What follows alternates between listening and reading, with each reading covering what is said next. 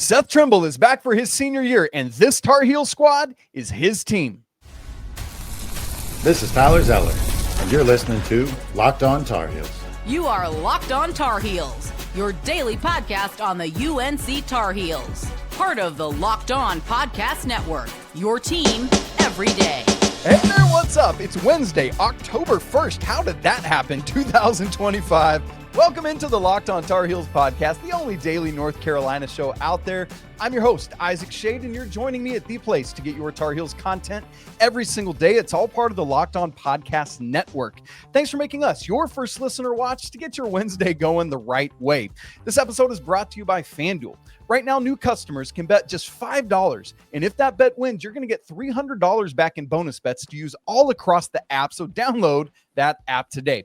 I want to welcome in our everydayers who are here with us, all the great members of the Locked On Tar Heels Discord, and our great Locked On Tar Heels insiders as well. Those links are in the show notes. We'd love to have you join us there and talk Tar Heels content all day long.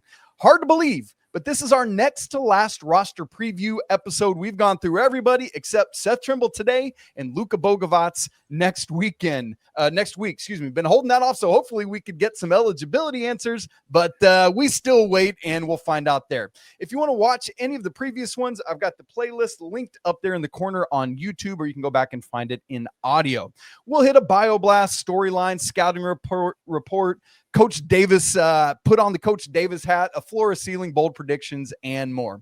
And joining me to help do that is the man, the myth, the legend, Mr. Brendan Marks from The Athletic. By the way, recipient of the USBWA's, the Basketball Writers Association's 2025 Rising Star Award, a crazy cool honor. And Brendan, man, I know I've said it to you before, but just so proud of you and so happy for you.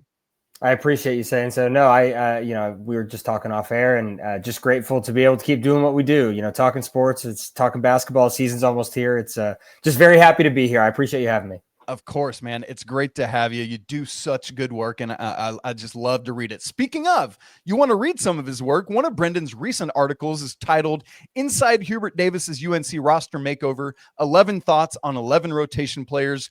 Great depth and insight, statistically driven, all sorts of really good stuff. I will link that in the show notes, folks, so you can go back and read it, including information on Seth Trimble, which we'll use to help guide some of our discussion today. A couple other quick tidbits. Signed basketballs from the team go on sale today, and also on Tuesday, North Carolina announced a fourth opportunity to see the team in action before the regular season gets rolling. Really neat. They're kind of re-upping on that opportunity they were going to take down in Cherokee last fall. I love that they're getting back to that. Obviously, that was delayed by the storms. Great stuff. So, Brandon, we're talking Seth Trimble today. I'm so glad to have you with me to do that. Obviously from Menominee Falls, just like JP toe-to-toe before him. Menominee Falls High School. He's a senior guard, wears number 7, 6'3", 200 pounds, and that Twitter handle is Seth Trimble, all lowercase, numeral 1. And then on the Instagram, it's just Seth Trim. I love that he trimmed it to trim on the Instagram.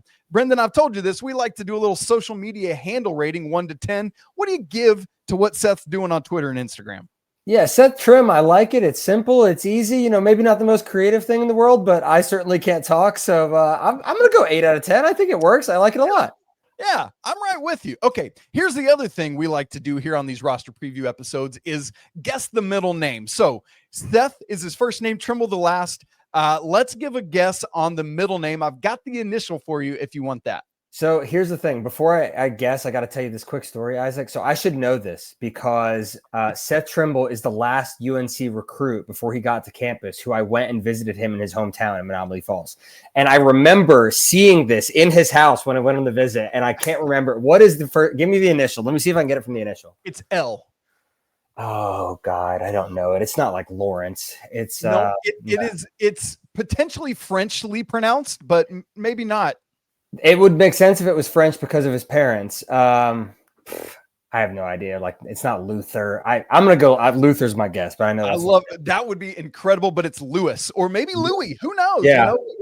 We need to figure out. Maybe we'll get a Louis flavor at Ben and Jerry's along with that Roy Williams flavor he's talked about. That'd be incredible. Yeah. Gang, here's Seth's numbers from last year. Played 34 games, started 18 of them, played 28.6 minutes a game, scored 11.6, 5 rebounds, the second leading rebounder behind Van Allen Lubin, who just squeaked past him in the end of the season, had 1.3 assists, 1.1 turnovers, 0.3 blocks, a career high 1.4 steals, shot 42.8% from the field on 8 attempts a game, 50% from 2, 26.6% from 3. We'll talk more about that in a minute, but 82.1% from the free throw line, having never previously shot better than 70%. That was crazy. Brendan, before we dive more into the stats, I want to just ask this question of you. Last year, for my money's worth, one of Carolina's single biggest issues was a lack of vocal leadership that we saw a lot of the season before from Cormac Ryan, Harrison Ingram, for example. It feels to me like Seth has to be this team's leader and that he's already rising to that occasion. Yeah, I 100% agree. And you started to see this at points last year, especially with some of the inconsistency late in the season. He was always the guy who was saying, this is unacceptable. This is not the standard. This is not what I came here for. And again, with his family lineage, he knows as well as anybody what the standard is at North Carolina, which I think makes him really acutely positioned to be the person to do that. So when we talked to him in the preseason, he was very apparent about saying look, I have to be that guy. And yeah, you look at Hubert Davis's best teams, whether it was Brady Manick, whether it was Cormac Ryan, Harrison Ingram, there's always been that guy on some of those teams. I agree with you. I think that might've been lacking a little bit last year.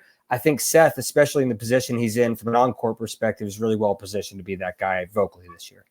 Yeah, got to have somebody to keep everyone accountable, and I think he's the man to do it. Brendan, I referenced your 11 thoughts on 11 players articles. Again, such a good read, guys. Go check it out, linked in the show notes.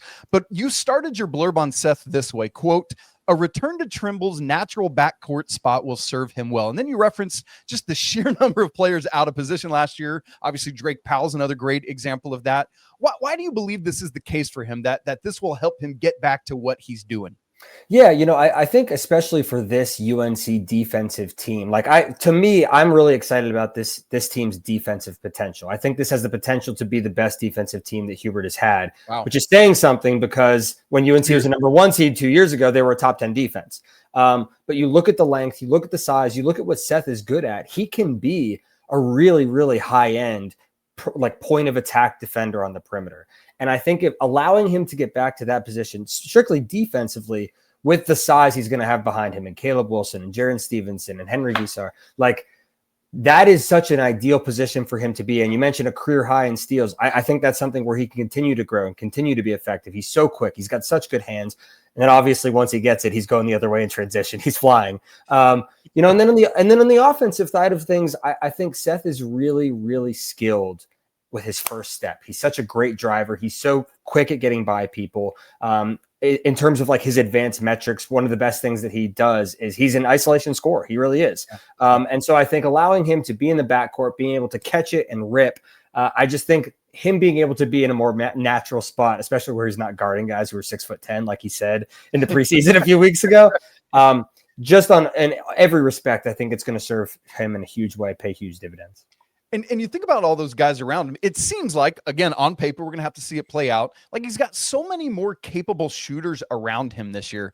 Brendan, do you think that's part of it? With that better spacing, even at the 4 and 5 position, that's going to allow Seth to be Seth? Is that a reality you see? Yeah, absolutely. And look, I think UNC's shooting issues at times last year were very apparent. RJ Davis slumped at times. Defense didn't always have to honor Elliot Cadeau. He is a guy who is so explosive. And once he gets into the paint, it's so hard to stop him. He is so athletic. His body, he can bend and move. So I think, again, like you're talking about, the fact that you have, Henri, I think, is somebody who can really stretch the floor. We'll see Jarin Stevenson, Caleb Wilson, some of those guys, being able to open up driving lanes for him will just really accentuate the things that he already does best. Straight line drives, beating his man. That's where that's always been his bread and butter. And that's where, from a roster construction standpoint, it's the combination of Kyan Evans and Luka Bogavac, or if it's Jonathan Powell coming in. From a roster construction standpoint, that fits what Seth does well, much better than, like you said last year with Elliott, where you don't have to respect that all that much. And depending on who was at the three, if it's Drake Powell or something, was a fine 3-point shooter, but low volume and that kind of thing. So it just seems to fit him better. While we're on that 3-point conversation, let's talk about Seth's shooting as well, because there was this wild demarcation line last year from pre-head injury Seth to post-head injury Seth. We mentioned it, Brendan, but 26% on the season. But pre-injury, 12 games, 15 of 39 from three, 38.5%. Post-injury, 22 games, 10 of 55, 18.2%. Brendan, for your money's worth, I know with head injuries, man, it's like there's no linear progression back to health. I get that. But do you imagine it's been a long enough time that we'll see that pre-injury Seth this year, or it's not? I think so. And again, he spoke about this a couple of weeks ago and said, this is something that sticks with you. It's not just the injury, but whether it's a concussion, whether it's a physical injury, whatever it is, those things also linger with you, like from a mental standpoint. And so when you're talking about the time having passed, you would hope, obviously, that physically he is where he wants to be, but also mentally not to kind of have that baggage of thinking about the injury and wondering, am I okay? Am I going to get hit again? Those sorts of things can really drag a player down. So I think that'll help him tremendously. And again, like you said, beginning of the season, at points, you have seen him show flashes of being an ideal shooter. I don't think he's ever going to become 45% high volume shooter, but also for UNC to be successful and for him to be the best version of himself, I don't think he needs to become that player. We'll keep our eyes on that. I mean, one way that he could be successful is handing out free ice cream samples to all the opposition that comes to Chapel Hill, fatten them up a little bit and slow things down. I think that might help, Brendan. We'll see what happens there. Speaking of which, Seth's game, we want to get to more scouting report. What more is there to learn about Seth in his senior year? His strengths, his weaknesses, his TBDs. We'll look at all that and more coming up in just a second. Right after I tell you about Mazda, who crafts cars for those who do more than simply move. Mazda delivers confidence with every ride, with more IIHS Top Safety Pick Plus awards than anyone else as of August 2025. From footwork to breathwork, athletes sweat all the details, but Mazda brings that same level of intentionality to how they craft every single model. You can feel that incredible Japanese craftsmanship in every detail, from the metallic accents to the available Nappa leather upholstery. With all-wheel drive standard in every crossover SUV, you can drive with confidence through almost any season, because with Mazda, everyday drives feel like anything but. From smooth handling to intuitive controls, and like our Tar Heel players, Mazda sweats every detail, because when you make every move count, impossible becomes irrelevant. Mazda, move and be moved. This episode is also brought to you by Monarch Money. Most people can't name all their financial accounts or even what they're worth, whether that's 401ks, investments, properties, whatever. And when you don't have that full picture, man, you're leaving money on the table. And that's why Monarch Money is there for you. It's an all-in-one personal finance tool that brings together your entire financial life in one clean, easy-to-use interface on any of your devices, laptop, phone, whatever. Monarch does all the heavy lifting for you. You can link all your accounts in minutes, see clear data visuals, and get smart categorization of your spending, and finally feel like you're in control of your money without ever having to touch a spreadsheet. My wife and I spend a lot of time making sure that our finances are up to date and in good shape and like we know what's going on. Monarch makes it so simple for us to review our finances together, where we can see budgets, goals, and our spending activity all in one place. So don't let financial opportunities slip through the cracks. Use code LOCKEDONCollege at monarchmoney.com in your browser for half off your first year. Again, that's 50% off your first year at monarchmoney.com with code LOCKEDONCollege. All right, it's scouting report time. We want to talk. Obviously, there's so much that we already know about Seth from having seen him for 3 years now, but we get a fourth, and what a treat that is, particularly in this NIL transfer portal house settlement era. Just savor it, guys. Let's make sure we mention that as we have this conversation. But Brendan, as you look at Seth, I know we've already had some conversation about what he does well, but for you, what is some of that bread and butter that just makes Seth and so good? Yeah, I mean, this is not a surprise to anybody who's watched the guy play, or more specifically has watched him leap. He is just a ridiculous, insane athlete. I mean, like pogo sticks for legs. How many of his dunks ended up in like the UNC highlight reel from last year? I mean, he basically could have had his own just from his dunks. So obviously that athleticism, it shows up in transition. He's an incredible transition scorer. I think you're going to see UNC run a lot more of the traditional sort of Carolina break this year, which I think is going to accentuate him. Just let him get out and go, which he does really well. Again, same thing. He can break a guy down. If he's got one-on-one, like, good luck trying to stay in front of him. So again, leaning into the athleticism, using his speed, it helps him finish at the rim. I would say that he's probably the most athletic guy on the team. The only person who might be able to challenge him is like maybe Caleb Wilson. But I mean, those guys it's A or B, flip a coin. So I think those are clearly his strengths. The thing I'm excited to see is, his role has expanded through his time at Carolina. I don't know that we've ever gotten to see him in sort of the role where everything is orbiting around him. And I don't know that UNC is going to have one singular star player like people were familiar with, Armando Bacot and RJ Davis the last couple of years. But certainly, like we were talking about, in terms of the roster construction, in terms of it clearly being his team, being the vocal leader, I'm really excited to see like how much more there is in the tank, because I do think that there are some things that we probably haven't seen from him that he's better at than we give him credit for. And to your very good point there, I mean, that's such a win for Carolina to have that more diverse capability, because when we're thinking scouting reports, if I'm sitting in the other locker room, it's wildly much more difficult than, all right, let's put a 6'4" dude on RJ and then we're good, right? Like, I mean, like that just is going to open things up so much more capably. And even the fact from a talent standpoint that it's not clear and obvious that Seth is the best athlete on the team as he has been the last couple of years, with all due respect to Drake Powell last year. Like, that's another win for Carolina. Like, I'm excited. Who has the most dunks on this team? Is it Seth? Is it Caleb? Is it Henry coming out of the dunker spot? Like, there's all this possibility, and I think that's a win. Brendan, if you got more strengths you want to say right now, great. If not, let's move on to some of the things that are still kind of, Seth, we can say weaknesses, but things that Seth really still needs to keep working on. Yeah, I think one thing about him, and it's hard to know whether this is a product of his skill or whether it's a product of the role he's been asked to play the last few years. Seth is really good in terms of controlling the ball. Really low turnover rate, takes care of the ball, protects it. He's obviously going to have the ball in his hands a lot more this year. So I'm interested to see, again, not that this is a weakness or a strength. It's just something that it is. It's very much a TBD. But the reason I bring that up is because one thing that I do think is something he needed to work on this summer, and he mentioned is something that he prioritized working on this summer, was being a natural passer and a point guard. There's been a lot of consternation I've seen about, does UNC have a point guard? Who is the point?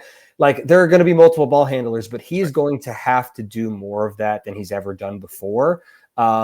Historically, that has not been his biggest strength. It's been something, again, he's a great athlete, do it yourself.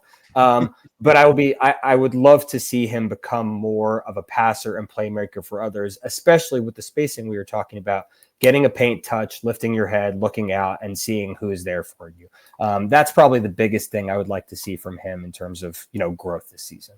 Yeah, to put some numbers to that, per Basketball Reference, his turnover percentage went from 25.4% his first year to 11.9% to 9% last year. That was the lowest of all Tar Heels that were in the main rotation. Cade Tyson's was lower, but come on, how much was he handling the ball last year? This was even lower than RJ's, and so really impressive stuff. But I love your point there, Brendan. Can that number stay in single digits as he has to have the ball in his hands more? That is definitely something that we need to watch for this year. Another maybe TBD I wanted to ask you about, Seth, we talked about it earlier, his free throw shooting, man. Like, low sample size his first 2 years, but sub 70% each of those years. In fact, sub 60% his first year. And then last year, homie jumps up all the way. Let me get the numbers specifically here. 82.1%, 4.1 attempts a game, 115 out of 140 from the free throw line. I mean, that's absurd. But Brendan, while it's a bigger sample size last year, it is just 1 year. Is that a TBD in your mind? Or do you think you saw enough last year? Like, I think we can put this in the strength category now. I would probably put it closer to the strength category than a TBD. I trust the touch. And I will say this, it has to be a strength, because to go along with Seth's game in terms of the athleticism, in terms of paint touches, in terms of isolation scoring, transition scoring, Seth had the best drawn free throw rate on the team last year. He thrives at drawing contact, which is going to be huge for this UNC team this year. So if he can replicate, and again, maybe he's not at 82%, maybe he's at 80%. If he can be at that level with the sheer amount of times he's getting to the line, that is going to pay huge dividends for North Carolina. And again, I said earlier, I don't know that there's going to be one far and away best player, top scorer. I think it's going to kind of be a game-to-game basis. But if he's getting to the line 5, 6, 7 times a game, that starts to tilt the math in his favor. And then it looks like a guy who you are relying upon for 15, 16 points a game. So I think that it is closer to a strength. Again, we'll wait and see. But the growth that he showed last year, the touch that we saw in his 3-point shooting, I think there's a correlation there, especially early in the year. I'm buying it. Yep, I completely agree. And we said this a week or so ago on the show, but also did it in high pressure situations down the stretch of last season. Multiple times was called upon late in the game and just stepped up like a dude and delivered. And man, that's what you love to see. Not to mention Luka Bogavac, an 80% free throw shooter. Kyan Evans, 80% free throw shooter. Late game situations, man, got to feel good having that trio out on the floor. All right, we're going to ask Brendan to put on his Coach Hubert Davis hat and give Seth 3 things he wants him to be working on in these last couple weeks leading up to the season. Plus, we're going to look at a floor and ceiling for Seth, an over-under, and we're going to make some bold predictions, all coming up in just a second. Right after I tell you about FanDuel. The NFL season is here, and FanDuel has an offer you don't want to miss. Right now, new customers can bet just $5 and get $300 back in bonus bets if you win. That's right. Pick a bet, put down $5, and if it hits, you're going to unlock $300 in bonus bets to use all across the app. And when you use FanDuel, whether that's parlays, player props, jumping in live on the action, it makes watching football even more exciting since you got a little something riding on that action. So whether you're a casual fan or you love diving into the stats like I do, FanDuel makes the game day experience so much better. We got some ACC conference champion odds that came out on Tuesday for basketball. Duke is favored at plus 160, then Louisville at plus 220, followed by the Tar Heels at plus 550. If you want to get in on that action, man, what are you waiting for? Visit FanDuel.com to download the app and get started today. This episode is also brought to you by Square. You need to know that your favorite neighborhood spots run on Square. There's just certain businesses that truly make the neighborhood feel like home. Whether it's the local sports bar that's packed on game days, the coffee shop that knows your name and your order by heart the second you walk in the door, or that corner deli that's been serving your community faithfully for decades, these are the places that bring people together. And when neighborhood businesses thrive, man, the whole neighborhood thrives. What does that look like? Well, spending money at these places doesn't just support the business, it supports the people behind it and the community around it. Those local spots are what make every neighborhood feel like home, and so many of them run on Square.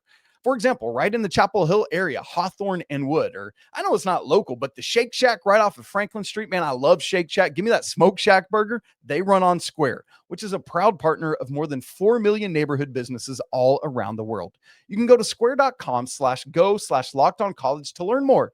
But before you do, go support your favorite neighborhood spot. You're going to be happy you did. Square, see you in the neighborhood. All right, this is one of my favorite moments of these player preview episodes, is to ask whoever's with me to put on their Hubert Davis hat and give us 3 things for that player to work on. It's kind of like one of the famous Roy Williams end of season meetings. We're just doing it in the weeks leading up to the season. So, Coach Brendan, if you're sitting down with Seth Trimble, what would you say to him are 3 things you want him to be working on ahead of the season? Yeah, I think number 1 is getting your teammates involved and really trusting your teammates. Again, we talk about the players he has around him, the talent, the shooters. I mean, Kyan Evans, Luka, Jonathan Powell, Henri, I think, can lift and elevate and shoot it from 3. You've got guys who can make shots. So again, Seth, we know you have no problem getting into the paint. We know you have no problem getting into the lane, but I would like to see you sometimes, rather than settling for some of those 2-footed floaters, 2-footed jumpers, let's dish it out. Let's see who's available. Let's see if you can suck a defense in and find your open teammate. That would be the first thing that I would say to him for sure. Number 2, I want you to be as aggressive as you possibly can defensively. You are an insane athlete. You are an insane transition scorer. You have a forest of bigs behind you. Get after the ball. Be really aggressive. Get up in people. Set the tone defensively. Again, I think this North Carolina team probably has more defensive potential than offensive potential. You are going to be the head of the snake in that respect. We need you to get after it. If you can average, if we'd like to see the steals per game, set another career high. Go for it, buddy. And then the last thing I would say is don't be afraid to take 3s when they're available. And I remember having a conversation with Seth after his freshman year and him saying it got to the point where, teams would dork me. They would sag off me so much that I basically started to think that those were misses and I shouldn't even take those shots. Wow. That cannot be the case. If you've got an open look, take the open look. It doesn't have to go in every time, but what it will do from a spacing perspective, again, thinking about the roster construction and the team as a whole, you have to be willing to take those looks. And again, you've shown that you can make these before at a high level, a high frequency against high major teams. So those would be my 3 things for him. Get your teammates involved, be aggressive defensively, and take your shots when you got them, because they're going to be there with the ball movement UNC has. Man, love all 3 of those, Brendan. That's pulling out the middle one a little bit. You mentioned that earlier, that the defensive capability going back to 2 seasons ago, man, I love that you referenced that. And as I start to think about it, if my memory serves, it was Jumpman Invitational against a previously undefeated Oklahoma team where that really started to become the DNA of that team and set a tone for the rest of the season. So that's going to be a curious thing to watch, is what is that defensive ceiling and how quickly can they find it? That's going to be an interesting through line to track. It will be. And again, I think, to go back to the idea of defense is going to lead to offense for this team. And you have so many people, if you're running that Carolina break, you have a Seth who's so lethal and in transition scoring. If you can create stops, that's going to lead to run out opportunities. You're going to have bodies up there. So I think, again, I feel like I'm taking a page out of Hubert's playbook here, because I know this is what he would want his team to play like. But I'm really a big believer in what this team can do with the length it has defensively. In theory, you can have lineups where Seth at 6'3" is going to be the smallest guy on the court. You can. And that's not something that you've been able to say about North Carolina for the last couple of years.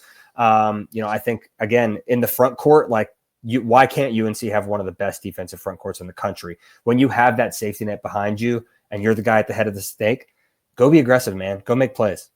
It's going to be fun to watch. I am truly excited for it.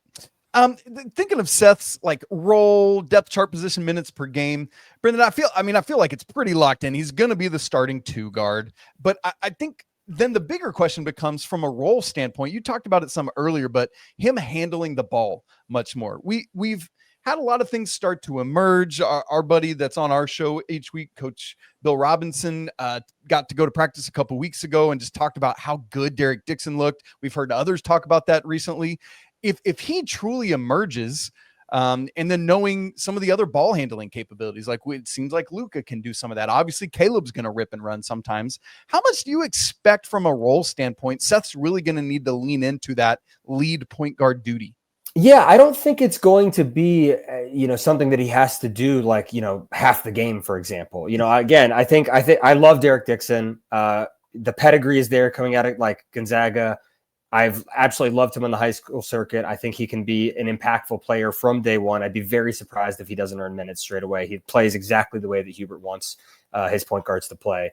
And again, you talk about some of those other guys who are ball handling. Where I think it has to happen for Seth is he has to be willing to dish it, once he's made the drive. He has shown the ability for all 3 seasons. He can get by somebody. He can get a paint touch. He hasn't always been the most efficient finisher once he gets to that point. So again, you don't have to be able to, lead the offense. You don't have to bring it up the court every time. There's going to be enough guys to go around who can do some of that. What you have to be able to do is to pick your head up and find other teammates once you get to your favorable spots. We know you can get to your spots. It's about what you do once you get there. So I think the ball handling for him is going to be more sort of secondarily getting it, ripping, moving it around the perimeter. What can you do once you get to your spots? I don't think that he's going to have to be sort of like that. Certainly he's not going to be Kendall Marshall. Let me put it that way. Boy, can you imagine him initiating with this team? That would be very sexy to watch. I will tell you that. Let's talk about Seth's floor and ceiling. Brendan, I've got a floor and ceiling, and then I'll just ask you to push back on it if you want to. From a floor, Seth's shooting lives in the vein it did at the back half of last year. Nobody's really able to Kyan Evans can't really find his way into that lead guard role, which again, I don't think is going to happen, but we're talking floor here. And that causes all sorts of problems. Seth's free throw percentage comes back down to earth. more injury issues. We've seen that off and on throughout his career, and he just can't fully put a full season together. From a ceiling, Seth operates decisively in the open floor, whether that's finishing. We've heard him talk about that's a mental thing for him, finishing or dishing, as you've talked about, knocking down those open shots he needs to take, continuing high-level free throw shooting, disruptive defensively, just a pest running amok, leading the team well from a captaincy standpoint, and the shooters around him give him all the space he needs to out-athlete everyone on the floor. That's my floor and ceiling. Any pushback or further pushes in either direction? I think you really nailed it. I think you did. The one thing that I think is interesting about Seth, probably more than that, we know more about him than we do any other player on the roster, just because we've been around him more than any other player on the roster, is we know that he is very aware of his mental state. He's very aware of his mental health. He's very aware of his attitude. He's very aware of vocal leadership. That to me, like, as much as we talk about the floor and the ceiling, and I'm right there with you from a skill perspective, like, the only thing I would add is, even if the on-court stuff maybe isn't translating for him as much at times, he can't lose the other stuff. Because I think that is so essential. Even if his on-court role changes throughout the course of the season, and I don't think that it will. I think that he's going to be, one of UNC's 3 best players all season long. But he's got to be able to stick with it mentally. He's still got to be the vocal leader. He's got to hold people accountable. That I would argue, even if the performance ebbs and flows a little bit, that's a non-negotiable. That's essential for him. That is such a good word. Brendan Marks, that's why you're here, for that quote right there, my man. Great stuff. We're going to get to bold predictions and an over-under. We'll wrap with that.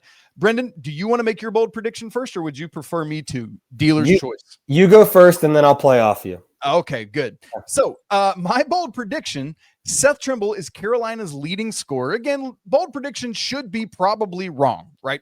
Seth is Carolina's leading scorer, stays at 80% plus on free throws, hits 35% of his threes. I'm going to go with that trio all tied together.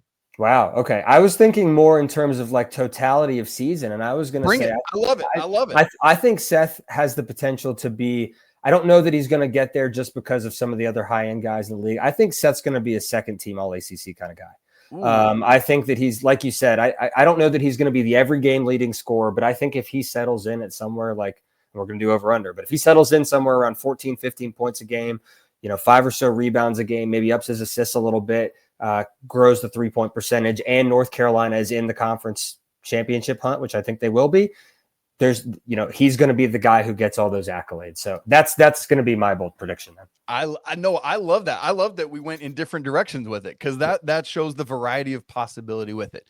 All right. Over under. It's fun. So I picked this singular stat to do over with, like, well previous in advance of this conversation. Okay. And we've kind of danced around it some on the show, Brendan. So here it is. Seth, last year, we've talked about it, set a career high 1.4 steals a game.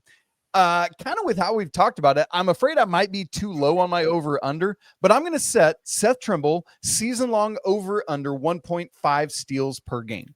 Yeah, I'm going over. I think he's going to set a career high. Again, I think like the safety net behind him is going to really enable him. Like, I think that, he's going to be the guy that you're expecting to lead those transition opportunities, which was, again, one of his best offensive things. Like, it's mutually beneficial for him to be aggressive. He has the athleticism. He has all the like physical characteristics to do it. I'm going over. Ah, man, I absolutely love it. Brendan Marks, my man, you're a baller. You're a genius. I'm so grateful for your time joining us here on Locked On Tar Heels today, getting us ready for Seth Trimble. Let me shout out again that great article that Brendan wrote to help get you ready for Carolina's roster, and 11 thoughts on 11 players from him. Really good stuff. Again, we'll link it in the show notes, both on YouTube and the audio version. Brendan, anything else coming out in the near future that you want to shout out or point people to? Yeah, we have our, we're starting to get into the preseason. So we've got our ACC conference preview coming out. So if people are sort of curious where North Carolina falls in the pecking order, I've got some thoughts there, just looking at, how the rosters are shaking up and everything. But no, very grateful that you've had me on. Very grateful you've let me blabber as much as you have. You do a great shit. You do a great job. Great job, Isaac. Like, I'm so happy to be able to spend a little bit of time with you. Me too, man. We need to make it a more regular thing. It's somehow and some way. You guys, if you've not subscribed to Locked On Tar Heels, both on YouTube and audio, make sure you do so now so you don't miss a second of the show. If you've not joined our Discord, man, there's a great conversation happening every day in there with hundreds and hundreds of Tar Heels fans, and I would encourage you to be part of it. If you want to go next level with the show, have free access to all of my stats and charts and datas and my own Carolina record book I keep that's got literally every Carolina point ever scored. You get free access to that as an insider, one-on-one conversations with me and other perks as well. You guys know the drill. It's always a great day to be a Tar Heel. We'll be back again tomorrow with Coach Rob, but until then, peace.